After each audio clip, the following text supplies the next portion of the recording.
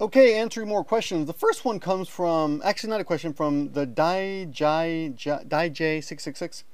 And he just writes to say thank you. He says he's been watching for 2 years, and he just want to thank me for sharing my experiences. Well, thank you for watching. I do appreciate it. Please leave comments, rate, comment. That's how you can thank me, right? The PMs are okay, but promote my channel is how you can thank me. All right. The next one comes from Mr. Bear B, who wrote a test message first to make sure he wasn't blocked or something. I don't know. No, I'm sure it wasn't that. I'm sure he was just seeing if I could. I was accepting emails. Anyway, he wants me to translate part of a video. But I'm not going to do it right now. I'm really busy right now. However, for those of you who are interested in listening videos, MaggieSensei.com, we have translated or written the dialogue out for a lot of videos, commercials and stuff. Some minor anime, not anime exactly, but cartoons. But they're really good. I mean, I learned from that site too. I mean, I don't, I check all the material before it goes up, but I don't actually write the Japanese lessons.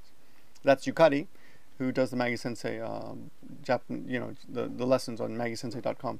But Maggie's barking.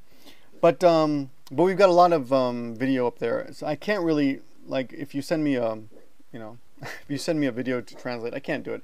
If it's one line and exactly, maybe I'll get to Mr. Bear B later. But no offense, man. I will look at it later. Okay. Okay. Another one comes from Bobby Digital 314, who's asking me, and I'm going to ask your help on this one. He's in college and he's a Japanese major, and I didn't go to college in Japan. And he says, what do you say when you submit late work to a professor? He says he's under the impression there's a certain phrase. Now, nobody's here yet. There's no Japanese people in this office right now, just the dog, and she's French. So I can't ask anyone. But if anyone knows, please leave it in the comments. Or if you guys want to, I don't know how you would even look on Google. I guess you could just type that in. But anyway, I don't know the answer to that one. So thanks. Okay, next one is a real question that I'm really going to answer. This guy says his name is FaZe Crow, and he says, Victor, is it? I'm 17 years old. Oh yeah, by the way, thank you for knowing my name. Yeah, the other day, like about a week ago, some I guess idiot, is it an idiot worse than a moron? I don't know, I forget. But anyway, some guy comes on my channel and starts asking me if I'm Japanese and how's Japan. And it tells me, it says right on my channel I'm American. All you have to do is read a little bit.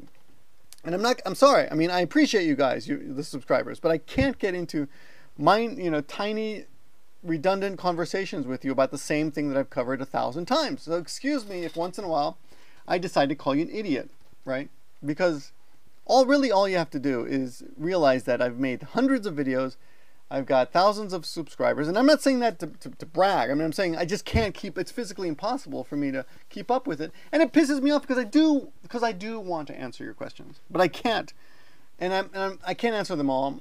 I've got work here and things, and especially questions like that, like, are you American? How's Japan? If you do it as a joke, it's okay. But Jesus Christ, give me a break. Anyway, this guy says, FaZeCo. He says, Victor, it is. I am a 17-year-old. I'm a 17-year-old, and I graduate next year from school. I was wondering what you had to do to live in Japan, because I've been interested in Japan since I was 4 years old. Most of my family can't see themselves living here in the U.S. any longer, and I've been looking into some city to live in for months. I had done some looking up on Nagoya because I don't want to live in Central or South America. One family member and 3 friends wish to follow me. Do you have any estimate of how much money I should start out with when first arriving in Japan, like a single person? And some Japanese, and I have been desperately trying to find someone to help me learn, but I'm from Arkansas. And they don't really have many people who teach Japanese down here. Mainly just Chinese. I didn't know that. And the school I go to is too small to afford foreign classes. So we only have Spanish and French. Anyway, if you want to learn Japanese, I've made videos on that. How to learn Japanese. Just type in the Google search engine or the YouTube search engine and look for those videos. There's a couple sites where you can learn a lot of stuff for free. Do searches. Google things. I mean, there's really no excuse for asking questions about how to learn Japanese anymore. There's tons of sites. I've made videos on it, and I'm going to make another one too for beginners. But you can't come to Japan like just if you're 17 years old unless you've got. I mean, you can come for 3 months, but you're going to get kicked out after 3 months. You got to go. Actually, okay, I'll give you the tricky way. You can come to Japan for 3 months. Then your visa will expire. If you're American, I'm assuming you're American. If you're not American, don't ask me. I don't know. Ask someone from your nationality with your visa problem. If you're American, come to Japan, live here for 3 months, then you're going to have to get your visa renewed. A few ways to do that is leave the country once. You can go to Hawaii, Guam, or South Korea. Usually people go to Seoul or Busan. It's very cheap and quick. You can go there and back.